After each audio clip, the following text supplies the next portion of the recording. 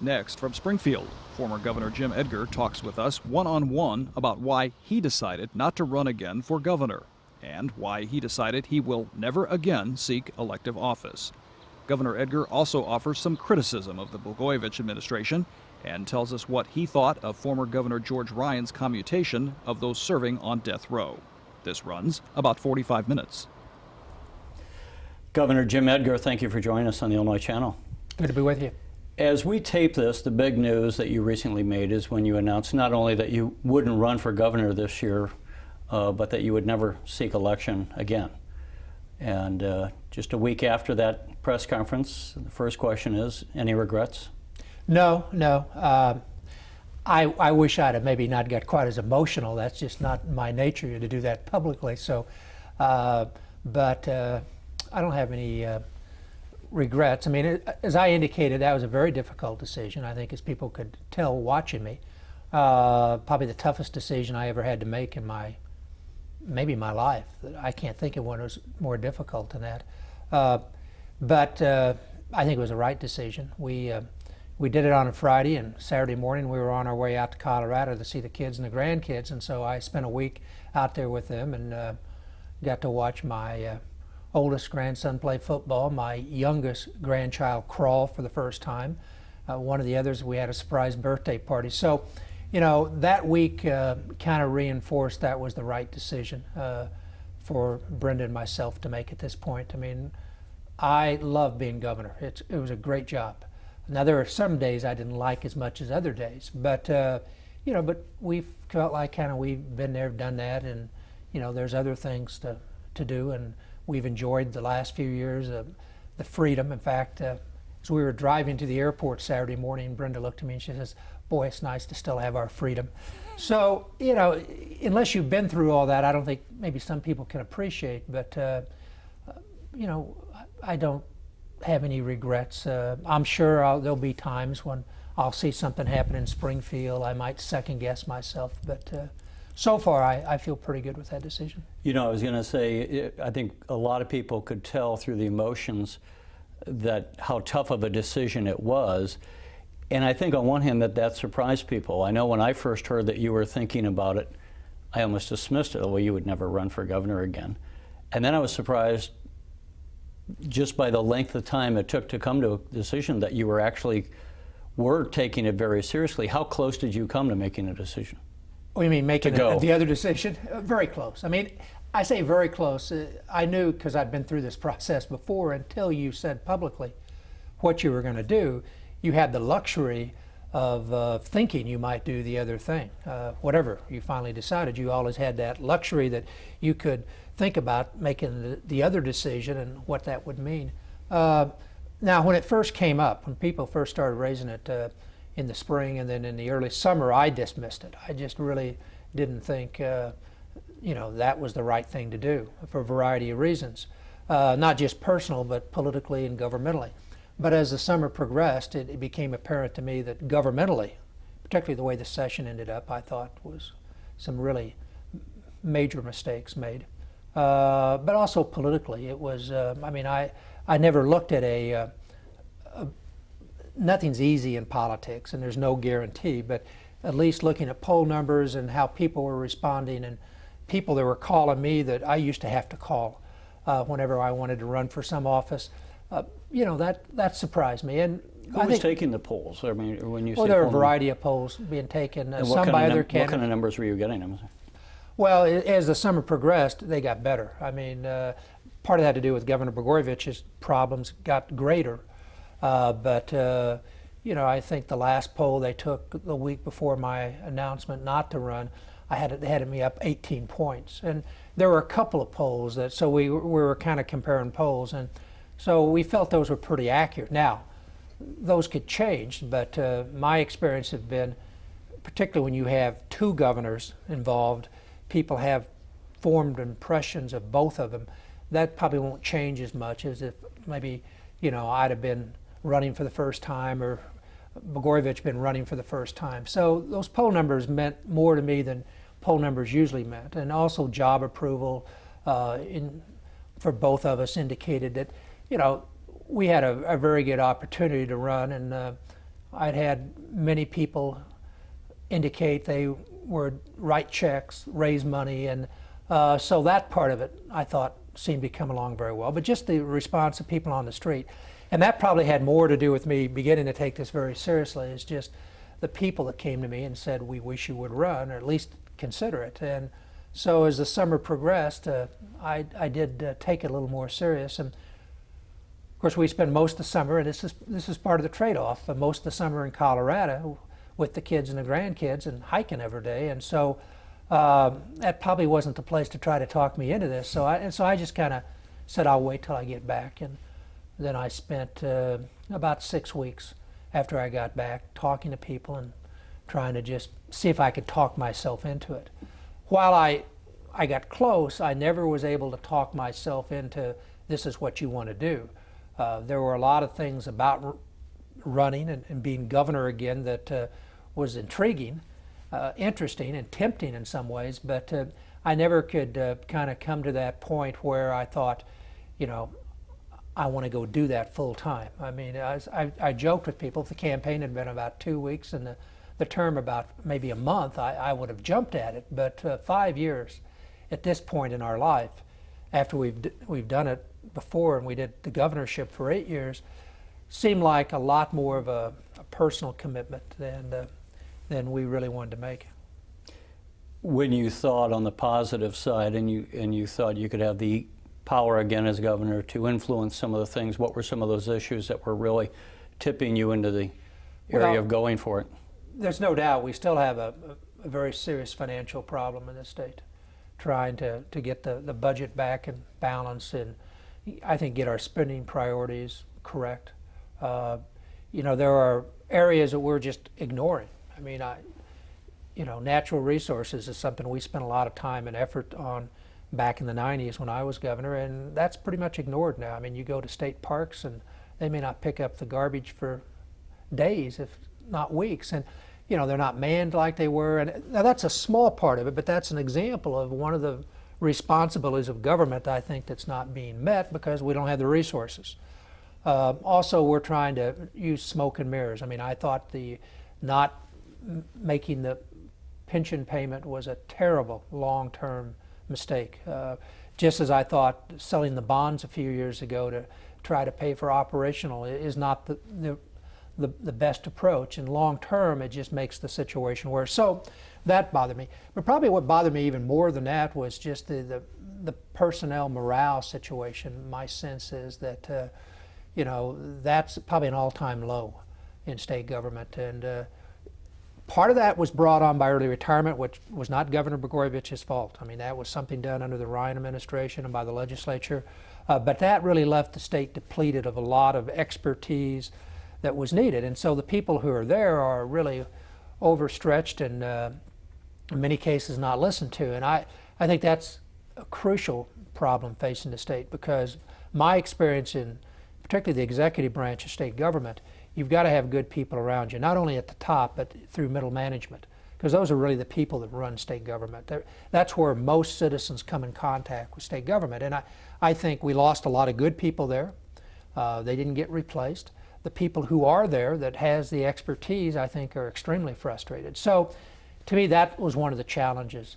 And the third and perhaps most important is just public confidence in state government.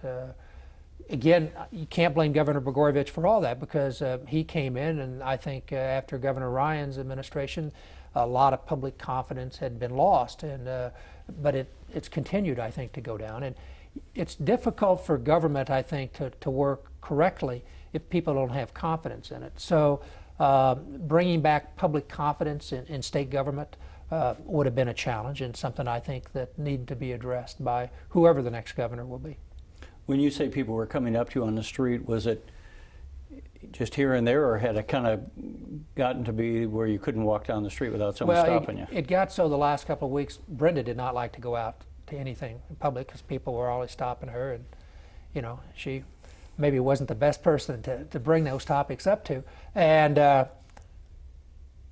can't. I mean, I wasn't. I have to say, a little bit of me. You know, you like that. I mean, all the years I've been in politics, and you try to get people to want you and think you did a good job. That was did soothe my ego a little bit, but it did get it toward the end, realizing that if I said no, there were a lot of folks that were going to be very disappointed. And, you know, you hate to disappoint people. Now, you know, in the past, when I said no, I felt very good about the fact that somebody else could step in and things were in good shape, like when I left in 1998.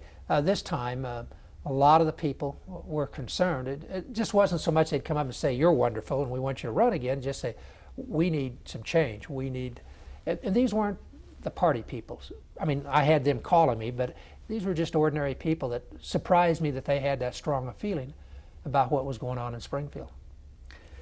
I don't want to spend the whole time on your decision, and I do want to get some other issues, but you had mentioned in your press conference a couple of things. One was the lifestyle you had, and you already referenced that. You also said something that I had not heard, and I don't know if you'd ever announced before, that you had almost like a mild heart attack again, Yeah. about a year ago, perhaps? A couple of years ago. Well, technically it's a heart attack whenever you have blockage. I guess that's a, now it didn't do any damage, but as far as damage to the heart. But a couple of years ago, it was during the state fair. In fact, I was planning to come over to Republican Day at the state fair. Instead, I came over by ambulance quietly at the St. John's, and you know, they didn't have to do anything, but it did block one of the bypasses that I had, and I think it just made me aware that, you know, I can exercise, I can get my cholesterol down, and all those things, but still, there's no guarantee that something may not happen again, and you know, it reinforces that we're all mortal. And that you only have so many years left, and how you want to spend them. Well, yeah, I have to say that probably, you know, and I thought, well, I'd had my 8 years as governor. Now there are some other things I want to do, and so while I did go see the doctors a few weeks ago, and they gave me a clean bill of health, but as one of the doctors said, he did think probably it was better for my heart to be hiking in Colorado than it was being governor, and I have to say that I think common sense would probably dictate it. The other factor was that I was going through this process. In fact, just a couple of days before my announcement, it became apparent to me that while, yeah, I'm older and wiser, I still get stressed out pretty much over some of these things. Eric Robinson, who was handling the press for me during this period, called me as I was driving to Chicago the Wednesday before my Friday announcement and said, oh, we got a call from the Sun-Times. The mayor daily took a shot at you today. They want to know if you want to apply. And I just all of a sudden, that all came back. And right then, I got this pain in my chest. And I just thought, you know, and it wasn't just daily. It was just the general, you know, you have that every day. And I realized I probably still was going to get stressed over that, even after all these years. And so that was kind of the icing on the cake as far as the decision. Probably, you know, this is not the best thing for you to do from a health point of view, as well as the lifestyle point of view either. You had said in the press conference that you didn't handle stress well, and for those of us who cover state government, we sometimes may imagine what would it be like to be governor, to be in the office, etc. You know, so I mean, you had the decision going for you. I mean, just how, and it's going to vary, I guess, by person, how you handle stress, but just how stressful is the job from the inside? Well, it's coordinated. I think it varies from governor to governor. There are some governors I don't think would ever get an ulcer. I probably was a prime candidate, not only for an ulcer, but as it proved, probably, you know, I always thought a lot of my heart troubles came from the stress factor because I'd never had any problems before. Now, I'm not sure I can prove that scientifically, but I think my family would tell you, the people around me would tell you that I took it very serious. In fact, I've told the story before, but after the first session in 1991, when we were going through just all kinds of horrendous budget problems and trying to deal, that first session had gone 30 days overtime, we finally got everything worked out. But there was a little glitch. They made a mistake, and it was only a few $1,000s, but I was just, we got to have it right on the nose. And I said, we're going to have to redo it. And I called Phil Rock, who was in the Senate president, and of course he'd had to put up with me all session, and he, I think, was getting a little tired of it. And finally he said, Governor, just chill out. And that was good advice. And I did chill out more, but I never chilled out enough, probably. I don't think you want to chill out too much, though. I do think my sense is to do the job right, you have to take it very serious, and you probably do have to get stressed out. But it was obvious to me I still had that stress factor probably going, and that I still took it maybe more serious than I needed to, or some other people would, and that was part of it. But it is to me, it's an extremely stressful job because every day there's a new crisis. And I always felt as governor, you know, I had to be extremely careful on decisions, because if you make a mistake, it's not a minor mistake. Mistakes when you're the governor are big mistakes. Now, you're going to make mistakes. And you can't not make decisions because you might make the wrong one. But it's something I think you have to think very seriously about whenever you take action. Just even how as you conduct yourself. I used to be very careful about how I was seen in public. You know, you've probably seen me a few times in the last few years. I didn't have a tie on. My hair might have been out of place. Doesn't happen very often, but as governor, I used to think, boy, I can't ever do that, because I have to, as governor, I have to keep a certain image, and because that's what people expect. And so all those things, you know, I think made me, at least for me, while I enjoyed being governor, there was many stressful days. And I'm sure Brenda used to point out to me that people talked about secondary smoke. She used to worry about secondary stress, because just being around me, she could get a lot of stress.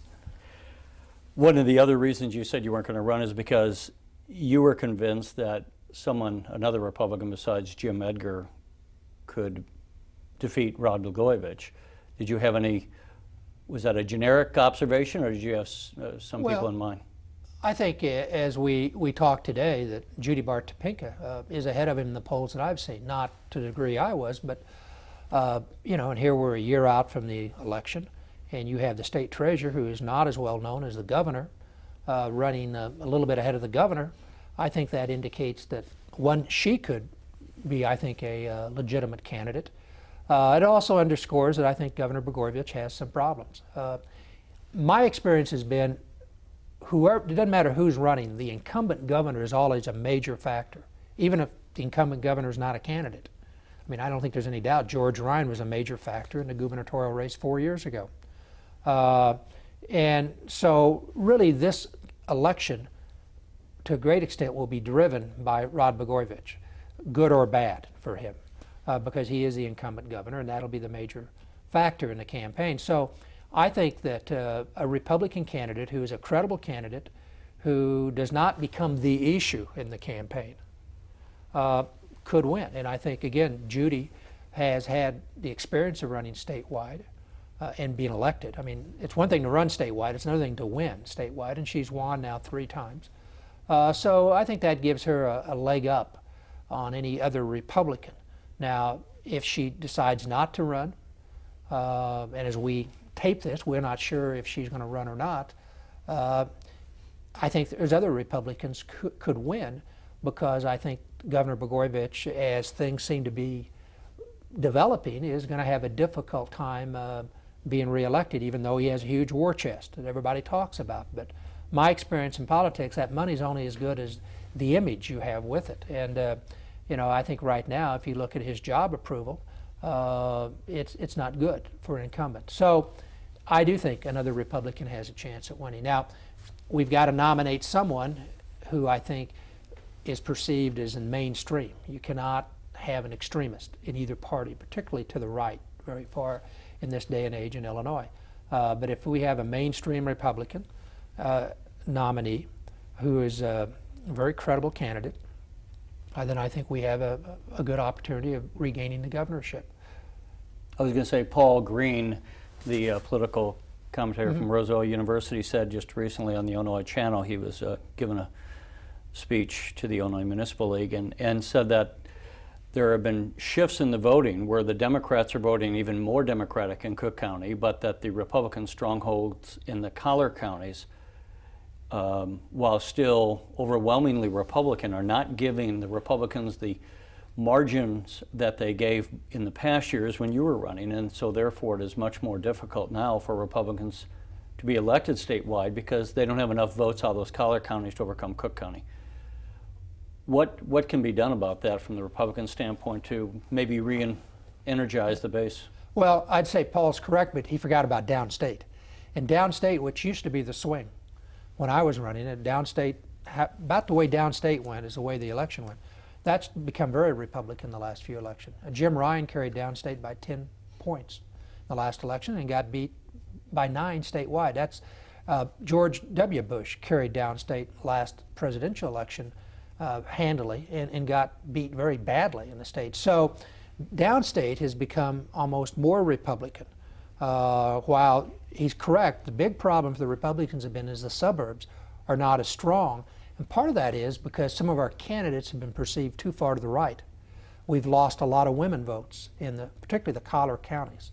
Now, suburban Cook has changed demographically to be more like maybe Chicago was a few years ago, but in the collar counties, even among those who historically have been Republican voters, we haven't done as well, particularly with women, because we've been perceived as too far to the right.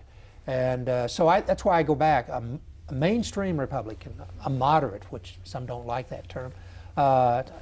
We've stopped using liberal a long time ago in the Republican Party, but a moderate Republican, I think, could run very well in those traditional Republican areas where we haven't run as well in the last couple of statewide elections. What do you think are going to be the main themes? Is Rod Blagojevich going to be the main theme of the campaign? Oh, I think so. I don't think there's any way the incumbent governor, particularly when that person is running again, will not be the main theme. I mean, and I think that's really all you've got to go on. Now, one of the things that intrigued me about if I'd have become a candidate, you'd had 2 governors who had records as governor. And to me, the most accurate way to determine how somebody's going to conduct themselves after the election is how they've conducted themselves before the election.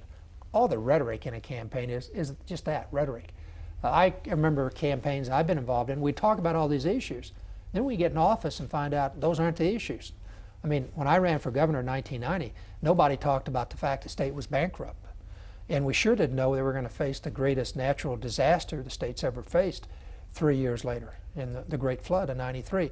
So I think voters, to get a good sense about candidates and how they might perform, whatever happens in the future, is how they've performed in the past.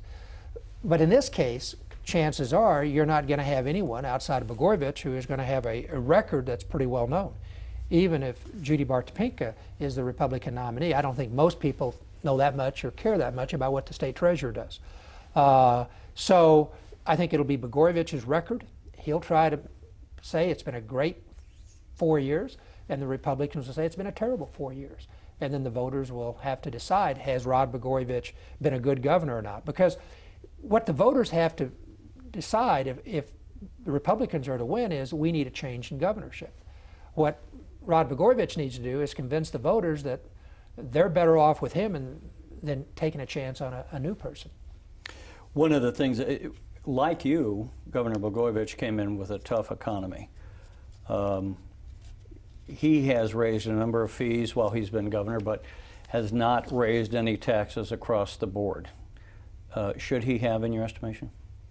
I think he made a mistake. I think both candidates made a mistake saying that they ruled out raising taxes. I just don't think when you're faced with the financial problems the state's faced with, you can, before you're in office and you have a chance to look at everything, say no to anything.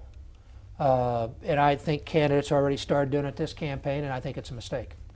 Now, that's not to say that the first thing you do is go raise taxes. The first thing you probably do is you need to cut some spending. You also have to set priorities. You're going to probably have to do some major reorganization. Change in government is very hard to achieve. You only can achieve it during tough times.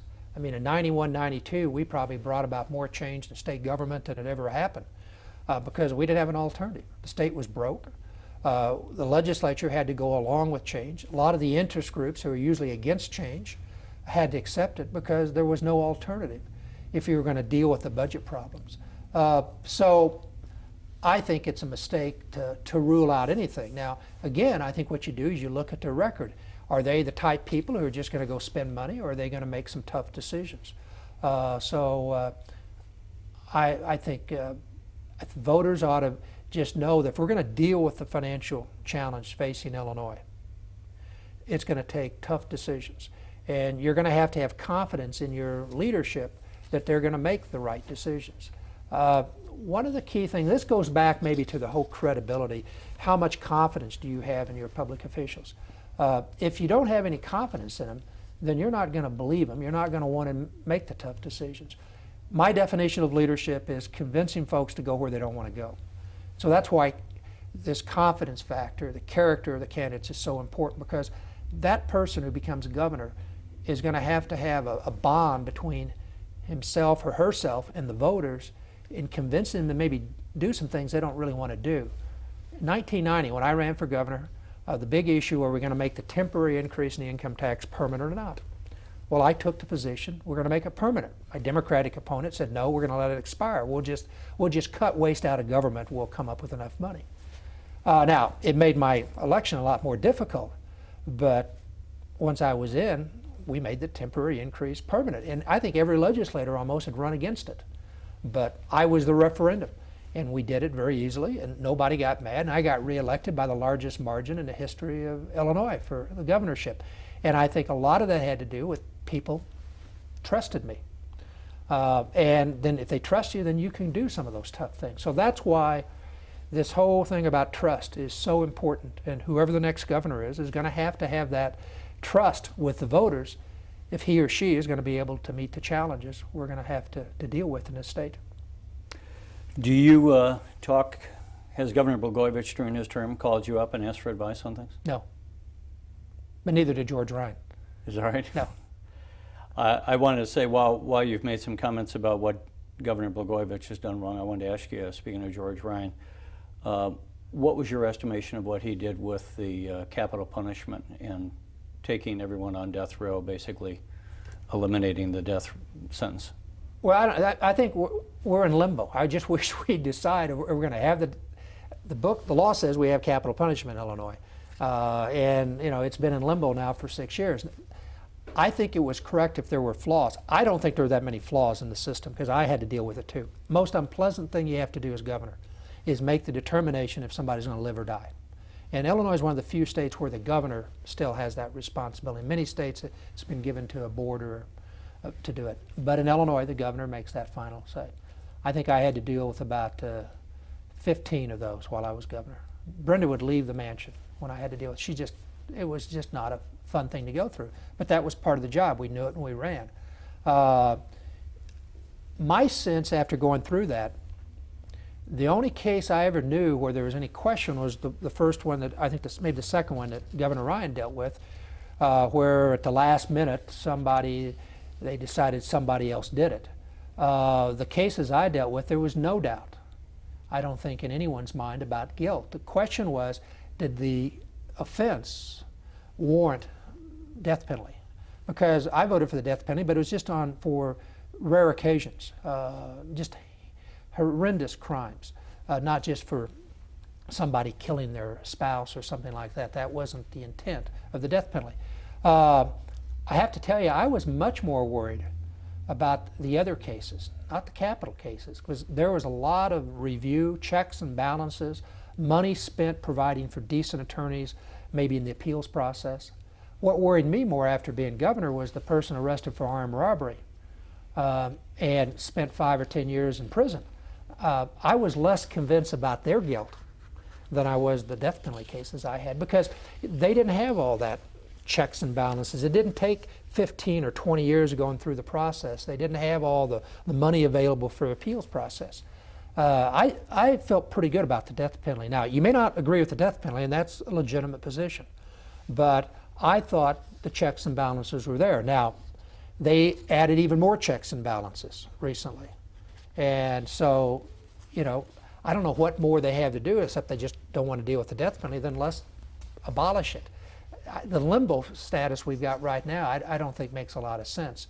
I think if you poll people, if you go to the public, most people still favor a death penalty with safeguards. I mean, it'd be terrible to have an innocent person be executed. But as I said, my sense is we've got the safeguards. Now, if you don't believe in capital punishment, all the safeguards in the world won't convince you that we ought to have capital punishment. And that I understand, and that's a whole different question. And I think Governor Ryan, in the end, that's where he was. I don't think that's where he started out, but I think in the end he was just opposed to the death penalty, and that's a position that's, I think, a legitimate position to take, but then we ought to repeal the death penalty. As it is now, and I'm not real sure where Governor Blagojevich is, because he just kind of leaves it in limbo. And if there's reforms that need to be done, then let's do them. If not, then that's ought to be reinstated. if you don't believe in the death penalty, then let's go to the legislature or go to the people. We've had referendums on that before. They're not binding, but we did have a referendum back when the new Constitution was approved, and people overwhelmingly supported the death penalty in the state. So it's an issue to me in the criminal justice. It's really not the major issue.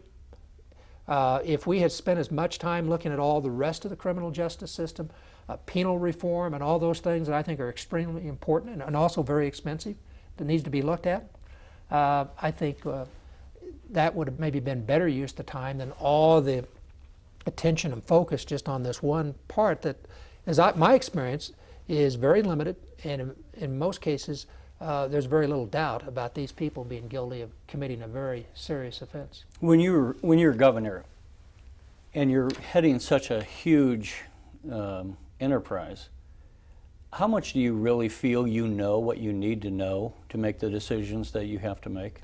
Well, you never know as much as you wish you knew. I mean, nobody is ever prepared to be governor. I mean, and I had about as good a resume. I'd been a state legislator. I'd been, on the governor's staff. I'd been Secretary of State. I mean, I probably had as good a resume when I became governor. I mean, I didn't have a clue. Fortunately, I knew some people, and I knew some. And I was going to ask you that, but why? So you walk in and were things just surprise you, or what? It was so massive what you got hit with, and so many things. And the governor in this state's a very powerful position, one of the most powerful positions in the United States. And you got to make the decision. This isn't where there's 177 legislators and 2 branches, and if some guy makes a mistake, or the others can catch it. I mean, you're it. And so I guess, again, that goes back to why I had the stress factor, too, because I kind of knew this was all riding on my shoulder. So you never can know enough. That's why you've got to have good people around you. Well, when you would have, say, a newspaper article, I would just pick any issue, and something is written about things going wrong within state government. How many times when that would happen, whether it's a big issue or a minor issue, were you learning about it through the newspaper as well? Oh, sometimes. I mean, there's no doubt. I mean, usually you dealt with crisis in the governor's office. And one of the ways that something was determined as a crisis, it was on the front page of the newspaper. So maybe the first time you really were aware of that issue or that problem was when the paper did a number on your administration. So then you'd instantly become an expert. You'd have to, but you may not have, because you were dealing the day before with yesterday's crisis. Big difference between being governor and Secretary of State was that Secretary of State, I had the luxury, I could plan what I wanted to do. We're going to do a war on drunk driving. We did that. We're going to do something about illiteracy. We did that. As governor, for the most part, you're reacting to one crisis after another. So you don't have the luxury of saying, well, for the next 4 months, we're going to concentrate on this one issue. Now, you might try it, but every day something's going to deviate. Again, I'll go back to one of the things that's very important in trying to evaluate how effective a person is as governor, or I think in any administrative position. What kind of people does he or she surround himself with? Because those are the people who are going to have to advise them and make a lot of the day-to-day decisions. I always said I think the most important people to look at in state government are the cabinet directors, because they really are the people who set the policy. And not to say that the governor and the legislature is not important, but those people are perhaps to the average citizen more important, because they're going to run those agencies. They're going to determine not just policy, but the level of service and the effectiveness of service. So to me, I knew I didn't have all the answers, but what I tried to make sure is I had people around me who I thought would have those answers, and people who I trusted enough that if they gave me their opinion, I could, run with it. Now, often I would bring in 3 or 4 staff people, and they may not always agree, and I'd sit and listen, and usually I'd think about it, then I'd bring them back in again and make a decision. So that decision process is extremely important, and it's only, I think, effective if you've got good people in the mix giving you advice. But in the end, you're the governor, you've got to make the final call. As Harry Truman had that sign, the buck stops here. Well, the buck stopped at the governor, and so, if you make the wrong decision, you made it. But you've got to make decisions, and you've got to have good people. Before we run out of time, I want to go back to a couple of things. One of the things that have sometimes struck me as I look at George Bush the first and George Bush, the current president, Both of them have a penchant for putting former governors in their cabinet. You wouldn't run for office again, but if the White House called up and said, would you consider joining the cabinet? I don't expect that they would call. They've called too many times to get me to run, and I've said no. You know, it's not fair to say one way or the other because I haven't been asked, and I don't know. You know, while I did rule out the other day that I would, for the first time, I said never to running for office, because really the only office I ever wanted to run for was governor. I mean that. And once I made that decision. Well, what about senator? I mean, that was speculation. Did you ever want to be in the Senate? You know, no. You know, I've looked at that twice, had a pretty good shot to be senator, and I just, at this point in life, that's not what I want to go be one of 100 in a debating society. I mean, it's important, and I think those who are there, they have an important job. But my makeup, I think I like the executive branch. I like being the decision maker. Decision maker, and you have something to run, and you could have some people around you. I'd been in the legislature for a while, years ago, and been in the executive branch, and I like the executive branch more. Back to your other question, I don't rule out, I mean, if the opportunity came to serve in some appointed position at some time, or to, I'm always ready to give advice. I mean, you know, if nobody calls and asks. But you know, that's kind of what I do. I think part of my role at the University of Illinois is to, you know, give my advice, give my opinion to people when they ask. So, you know, I enjoy doing that. But and I wanted to ask, what's the future now hold? Or is it more of what you're presently doing, or are there some other projects in the back of your mind now that you know you're not going to be running for governor, that maybe you could tackle those? At this point, I have no plans to change what I've been doing the last few years, but that's not to say that if something came up that I may not say, well, let's try that. Brent and I pretty well, we have decided that elected office, that's not an option anymore. But whether or not we would go do something else, just have to see what would get offered. We have no plans at this time. We enjoy, as Brenda pointed out, our freedom and our, you know, I still have responsibilities. I still have to do things, but it's a lot less structured. It's a lot less demanding than what it takes in elected office or even an appointed office. So again, if that opportunity came up, you know, we'd have to think about it. But nobody's offered us anything. Speaking of the former First Lady, she was rather eloquent. I think a lot of people in the press thought at the press conference. Well, particularly compared to her spouse that day, I thought, yeah. She said one of the things that made it so tough for you is how much you actually believed in good government, and that's what you had really wrestled with that for a long time. I wanted to, before we close out, have your thoughts on that, and we should say you've worked to help create the Illinois Channel by being the co-chair of the advisory board in the past.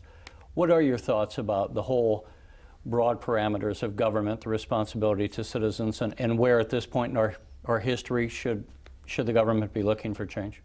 Well, I think it's extremely important that people have confidence in their government. A democracy doesn't work if people think, oh, they're a bunch of crooks or a bunch of nincompoops or they don't care. So I've always taken public service as a very serious profession and probably took it too serious in some cases. But that was, I think Brenda knows me as well as anybody, that was what really bothered me, the feeling that I had this obligation. I had this duty. Now, there might be some who were glad I didn't do that, but you know, I felt like that was what I was wrestling with. And most all my close associates, people who had worked with me over the years, said, you don't have to do this. You know, if you want to do it, fine. So they were actually more trying to tell you not to run. Yeah, I think that surprised me because I really thought in the end I would do this. I thought I'd talk myself into it. Is that right? You Yeah, did? I really thought, when I came back from Colorado, I thought, you know, I'm not there yet, but I think when I get back and everybody's going to, and I'm going to get caught up in this, I think I will finally convince myself I need to do this. Never happened. But part of it was most of the people I talked to, personal friends, people who had worked with me in the staff over the years who knew me very well, all said, don't do this because you think you have to do it. Only do it if you really want to do it. And then they'd look at me and say, for the life of us, we don't know why you do it. And that was more the personal side of it. But Brenda was correct. I mean, that's kind of what made me tick. Now, I maybe didn't always do the right thing, but I tried to do the right thing, and it wasn't sure to make money. And it wasn't power. I mean, to me, the flip side of power is responsibility. And I always felt like that responsibility is what you had to worry about. And, you know, so that had a lot to do with the agony I went through in this decision process, because, you know, I do think that, unfortunately, people don't have that positive attitude toward state government. They don't have maybe toward government in general, but particularly toward state government. I mean, looking at the public opinion polls on right direction, wrong direction, confidence in elected officials, it's not good. Well, and a noted political scientist from the University of Virginia said to me at a conference in D.C. a couple years ago that he puts Illinois right up there with Louisiana and Mississippi as far as corruption. Now, rightly or wrongly, and I just think with given some of the recent history that people on the street may also have that perception. My sense was by the end of the 90s, people had a pretty good they felt good about state government in Illinois. I mean, again, we did polling right before I left office, and it was extremely positive, most positive that I had ever seen. So I don't think that we rank with Louisiana and, where's this person from? Virginia. Well, you're in New Jersey, you said? You know, again, I think that it's something, unfortunately, in the last few years, I think it's suffered.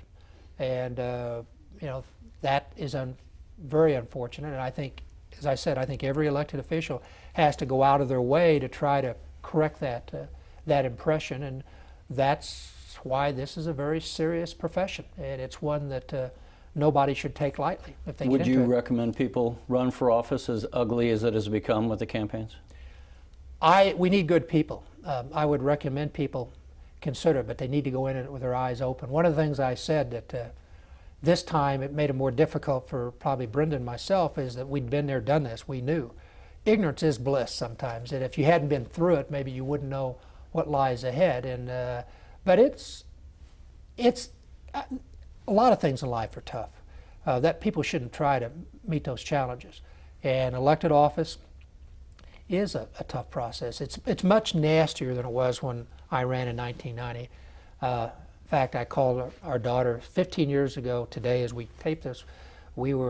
She was traveling with me up to the Columbus Day parade in a rainstorm, and you know, I won't say it was always fun, but I think it was a lot more fun than it is today.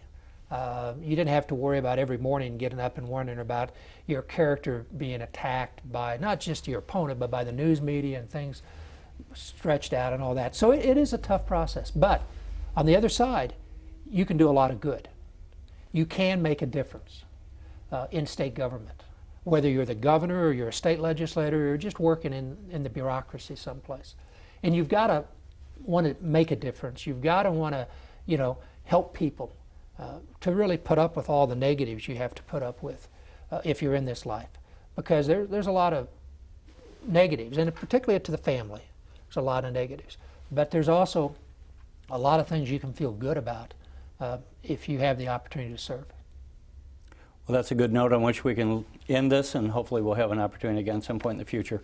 Governor Jim Edgar, thanks for joining us on the Illinois Channel. Good to be with you. Thanks. Appreciate it. You're watching the Illinois Channel, an independent nonprofit corporation formed to provide gavel-to-gavel coverage of Illinois state government and other public affairs events taking place across Illinois.